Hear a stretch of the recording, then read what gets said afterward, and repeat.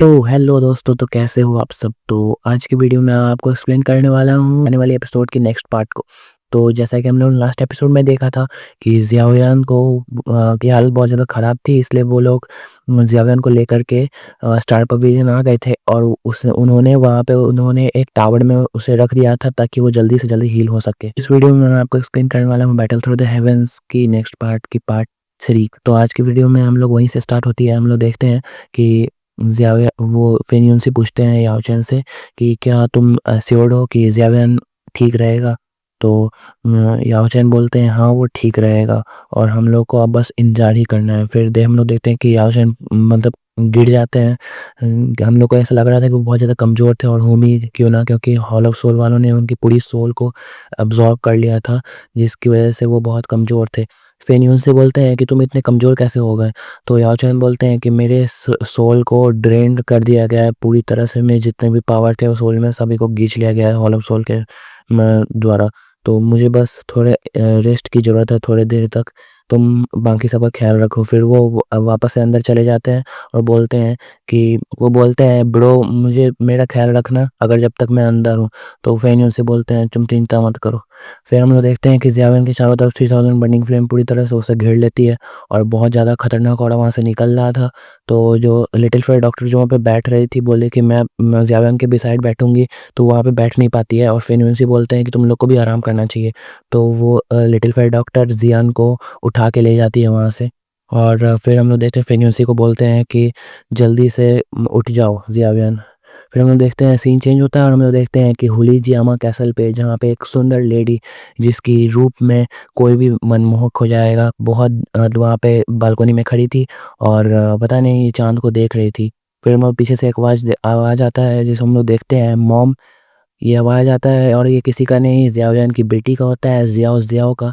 और हमें पता नहीं है कि ऑफिशियल एपिसोड में से दिखाया जाएगा भी कि नहीं, पर नॉवल में तो है इसलिए मैं आपको बता रहा हूँ। फिर हम लोग देखते हैं ज़ियाओ आती है, बोलती है मॉम। वो बोलती है कि ज़ियाओयाओ को भूख लगी है, मुझे फ्रूट चाहिए।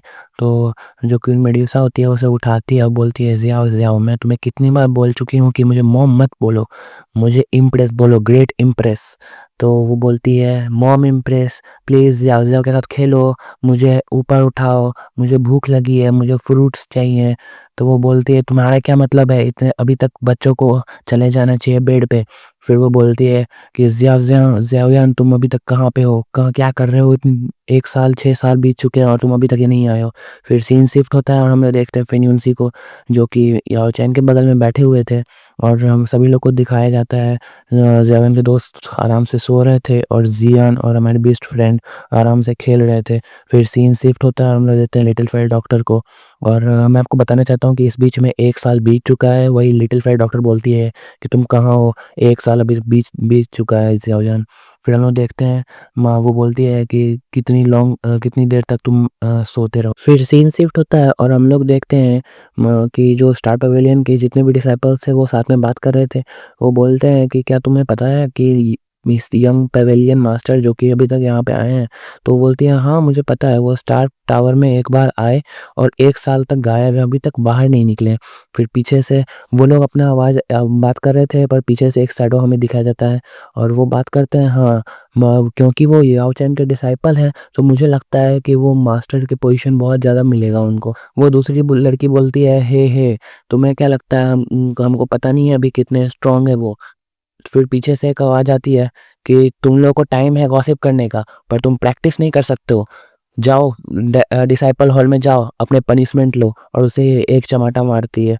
फिर वो बोलती है ये तो सिस्टर किंग लोन है। फिर बहुत ज़्यादा भूकंप आता है और हम लोग देखते हैं कि हर जगह एक पर्पल फ्लेम निकल रहा था टावर से और वो चारों तरफ फैल रहा था। फिर जो किंग लोन होती है वो बोलती है क्या ये स्टार टावर से आ रहा है, क्या ऐसा हो सकता है। फिर बहुत ज़्यादा भूकंप आता है जिसकी वजह से लिटिल फेयर डॉक्टर बोलती है ज़ियाओयान। फिर हम लोग देखते हैं फेन्यूसी को जो कि नहा रहे थे और बाहर निकलते हैं बोलते हैं क्या हुआ ज़ियाओयान को। फिर हम लोग देखते हैं जियान को जो कि लॉलीपॉप चूस रही थी तो उसे भी पता लगता है कि कुछ तो हुआ है।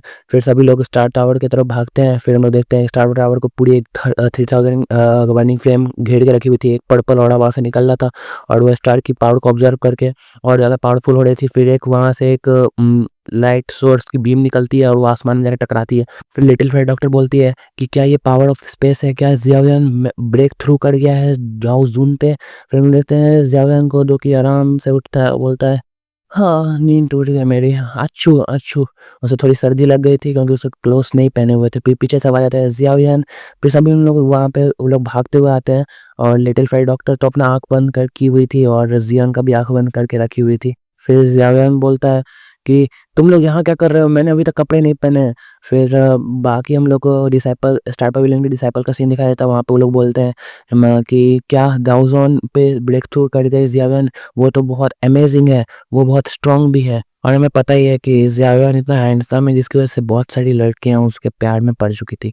फिर हम लोग देखते हैं स्टार टावर का सीन, वहाँ पे ज़ियाओयान चिल्ला रहा था, बचाओ, बचाओ। और वो ऐसा क्यों चिल्ला रहा था आप लोग को पता ही है, क्योंकि वो लोग परेशान कर रहे थे। वो बोल रहा था ब्रदर ज़ियोंगज़ान, आप मुझे तोड़ दोगे क्या? फिर हम लोग देखते हैं कि ज़ियाओयान को, जिसको सभी लोग बताते हैं कि तुम 1 साल से अंदर हो, तो वो बोलता है कि ओह! लगता है मैं कुछ ज़्यादा ही सो गया 1 साल तक। फिर वो बोलता है कि अच्छा मैं जा रहा हूँ अपने मास्टर से मिलने के लिए, मेरे मास्टर कहाँ हैं? तो वो फेन युनसी बोलते हैं कि मास्टर वो एक्चुअली थोड़े ख़राब हालत में। फिर जब वो रिंग निकालता है, रिंग जिसमें मास्टर थे, तो वो जब वो रिंग को देख ही रहा था तभी पीछे से मास्टर आता है, वो बोलता है यो, क्या तुम मर मर के बचे हो? तो वो हंसने लगता है मास्टर और बोलते हैं देखो मेरे अपने ऊपर। फिर ज़ियाओयान बहुत ज़्यादा इमोशनल हो जाता है और अपने मास्टर को गले लगा लेता है और वो अपनी सारी बात बताता है कि वो एक्चुअली जो सिल्वर लाइनिंग थी, उसको उसका एडवांटेज लिया और स्टार पावर में जो एनर्जी निकल रही थी वो दोनों चीज़ का एडवांटेज लेके वो जो रिमेनिंग पावर थी यिन यान ड्रैगन पील की, उसको वो रिफाइन किया, जिसकी वजह से वो दाओजून पे चला गया है, दाओजून में ब्रेक थ्रू कर गया। और वो ज़ियाओयान बोलता है मास्टर को कि ओल्ड मैन आप फाइनली वापस आ गए हो। यहीं पे आज का हमारा नॉर्मल एक्सप्लेनेशन खत्म होता है। आई होप आप लोग को अच्छा लगा होगा। नेक्स्ट पार्ट जल्दी आ जाएगा और नेक्स्ट पार्ट पे हम लोग देखने वाले हैं बहुत ज़्यादा इंटरेस्टिंग चीज़, और मास्टर की और ज़ियाओयान की जो भी बातचीत होगी वो भी आपको नेक्स्ट पार्ट में पता चलने वाली है। तब तक मिलते हैं नेक्स्ट पार्ट में, तब तक के लिए take care, C you soon.